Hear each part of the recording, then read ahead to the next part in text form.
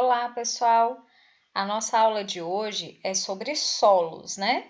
E aí, para a gente poder estudar esse tema, é necessário que a gente reconheça o solo como parte de uma esfera da Terra, tá?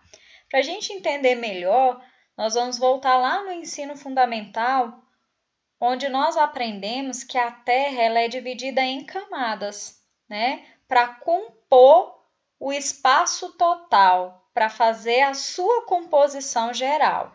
E para isso, nós temos a atmosfera, que é composta por essa camada de ar que envolve a Terra, né? A biosfera, representada pela vida na Terra, e essa vida pode estar representada através da fauna, da flora, né? Para exemplificar melhor de todos os seres vivos que compõem a Terra, tá? A hidrosfera é a camada de água da Terra, composta por oceanos, lagos, mares, rios, até mesmo a água subterrânea, a água congelada, a água em todos os seus estados físicos. E a litosfera, tá? Então, a litosfera é a que mais nos interessa, pois é através dessa esfera que nós temos o estudo dos solos. Então, os solos e as rochas vão compor a chamada litosfera. Origem. Como se originaram os solos, né? O que deu origem aos solos? Então, basicamente, os solos eles formam-se a partir de um processo de decomposição das rochas de origem. Essas rochas de origem, gente, elas podem ser chamadas de rocha matriz, tá? Chamadas também de rochas mãe. Com isso, essa lenta desagregação proporcionou a formação de sedimentos, que se mantêm aglomerados e compõem os solos. Então, basicamente, os solos são formados através da erosão das rochas, né? Com o tempo, as rochas elas vão se transformando, né? Através de vários fatores, como clima, como temperatura ou chamado intemperismo, né? E aí, com o decorrer do tempo, ela vai sofrendo uma erosão e através desse processo de erosão, nós temos aí a deposição dessas rochas, a granulação dessas rochas que vão formar os solos, né? O processo de origem e constituição dos solos é chamado de pedogênese. Olha só, nós temos os sedimentos, que eles podem ser orgânicos, e os sedimentos que eles podem ser inorgânicos. A seguir, nós temos aí alguns fatores que vão definir como esse solo vai ser, tá? Então, nós temos os fatores que influenciam nessa formação, tá? O que vai definir que um solo, o que vai auxiliar na definição? Se um solo vai ser rico, vai ser pobre, vai ser profundo, vai ser raso, por exemplo. Então, esses são os fatores que vão influenciar nessa composição e nesse aspecto físico do solo, tá? O primeiro que nós temos aí é o clima, e quando nós falamos em clima, logo me vem à mente a questão do intemperismo, né? E o intemperismo está relacionado à questão de aquecimento e resfriamento, por exemplo, da rocha, sendo que, para recapitular, né? Nós temos dois tipos diferentes de intemperismo, viu, gente? Um é o intemperismo físico, quando a degradação da rocha por meio dos processos físicos, sem alteração da sua composição química, tá? Ele sofre a erosão, mas ele não muda quimicamente, tá? A sua composição mineral, por exemplo, não muda. Assim como nós temos o intemperismo químico, que é um conjunto de reações químicas que alteram os minerais que compõem as rochas. Então, quando eu tenho a influência do clima, por exemplo, eu posso ter a presença de um intemperismo químico, ou seja, uma alteração dos minerais, né, da qual aquela rocha ela é composta. E vocês vão ver que muitas vezes essa rocha ela deixa de ser classificada de uma forma e ela passa a ser classificada de outra forma. Eu tenho a interferência dos seres vivos em geral, né? E também da matéria de origem, do material de origem. Quando a gente fala em material de origem, a gente fala em rocha matriz, em rocha mãe. Dependendo da rocha, eu vou ter um tipo de solo, tá? O tempo, e quando eu falo em tempo, eu falo em cronologia mesmo. Quanto tempo tem que aquele clima, aqueles seres vivos, né? O processo de erosão, esses fatores que influenciam nessa formação do solo, quanto tempo tem que eles estão interferindo? Então, cronologicamente, isso é importante na definição dos solos e o próprio relevo, tá? Como eu disse anteriormente, gente, quando eu falo na origem ou na rocha matriz como influência do solo, aqui eu quero colocar um exemplo para vocês, tá? O basalto, por exemplo, é uma rocha ígnea, ou seja, uma rocha vulcânica, tá? Formada extrusivamente, né, acima da superfície da Terra, escura e muito finamente cristalina, tá? É o principal constituinte da crosta oceânica, tá? O que acontece? O magma que dá origem ao basalto é produto direto da fusão parcial do manto superior terrestre. Ele dá origem a esse tipo de rocha. O basalto, ele é muito rico em minerais. Então, quando ele sofre o processo de erosão, gente, e ele vai se sofrendo uma sedimentação, uma granulação, né? Quando ele se transforma em solo, ele dá origem à chamada terra roxa. Então, olha só a origem da terra roxa, é a erosão do basalto, tá? Bom, a terra roxa ela é chamada de latossolo roxo, tá? É um tipo de solo avermelhado, é considerado muito fértil, tá? Caracterizado por ser o resultado de milhares de anos de decomposição dessa rocha aí chamada basalto. No Brasil, nós temos a presença, sobretudo, dessa terra roxa no sudeste e no sul do Brasil. Então, ela é considerada uma terra muito fértil e essa fertilidade tem origem no basalto. Bom, nós temos aqui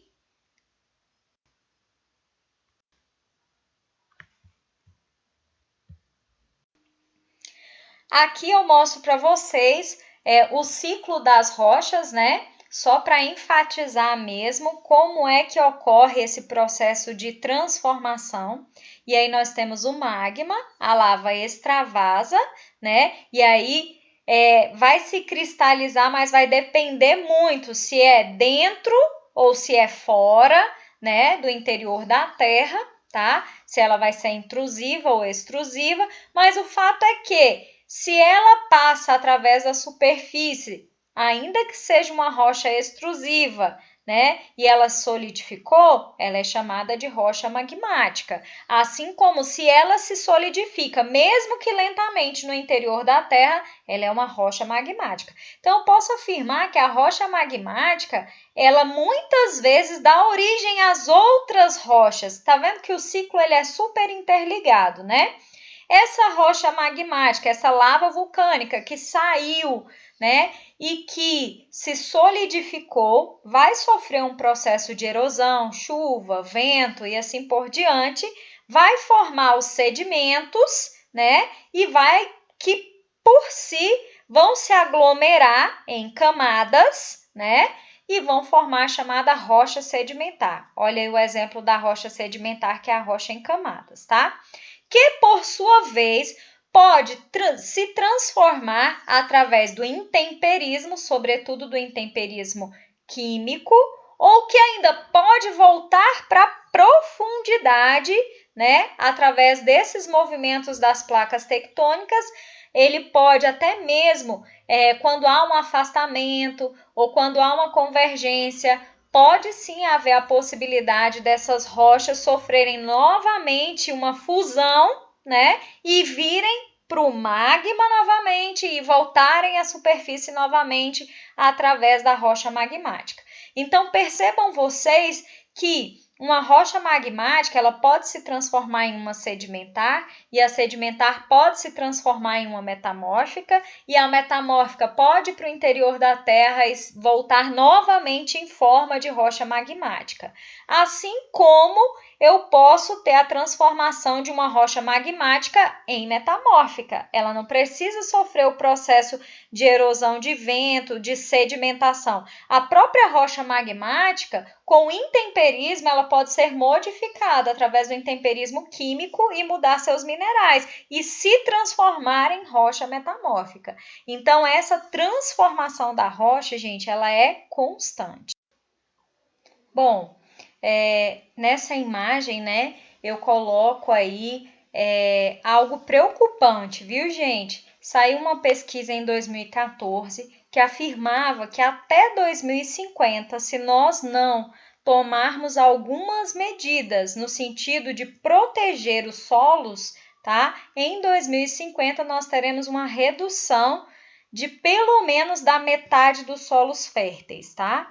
No mundo inteiro. Quais são uns dos fatores que mais influenciam, né, para que o nosso solo sofra, né, para que perca a sua qualidade, né? Nós temos aqui o desmatamento, as queimadas, a pecuária extensiva. Por quê, gente? Porque na medida que o gado ele pisoteia uma determinada área, gente, de tanto pisotear, tá? Aquele solo ele tende a se compactar, ou seja, ele perde parte dos seus nutrientes, parte dos seus minerais, né? Ele perde a sua fertilidade, ele tende a gerar, por exemplo, uma área sem cobertura vegetal, tá? Ou seja, um processo de desertificação pode ser causado por conta da pecuária extensiva, tá? Ou até mesmo por conta de um excesso de irrigação, porque se eu tenho a presença de muita água, mas muita água em determinado solo, gente, eu vou ter a perda de alguns nutrientes e eu vou ter a mineralização do solo, porque eu sei que a água ela é repleta de sais minerais. Então, isso em excesso pode degradar o solo. Assim como a chamada monocultura, de tanto plantar um só tipo de cultura. Um exemplo, se eu plantar somente soja a vida inteira em uma determinada área e eu não fizer, né, uma decomposição dessa área, uma decomposição dos nutrientes desse solo, eu posso ter uma perda, né, do solo. O solo pode se tornar um solo empobrecido e em determinado tempo ele pode não produzir mais. Então, monocultura, mono significa uma, cultura, uma única cultura. No Brasil, nós tivemos um processo chamado de plantation na época do plantio da cana-de-açúcar, que gerou muita questão, né, do empobrecimento do solo, sobretudo do litoral brasileiro, onde era plantada a cana-de-açúcar. As consequências que nós vamos ter é a desertificação, a salinização e a laterização do solo.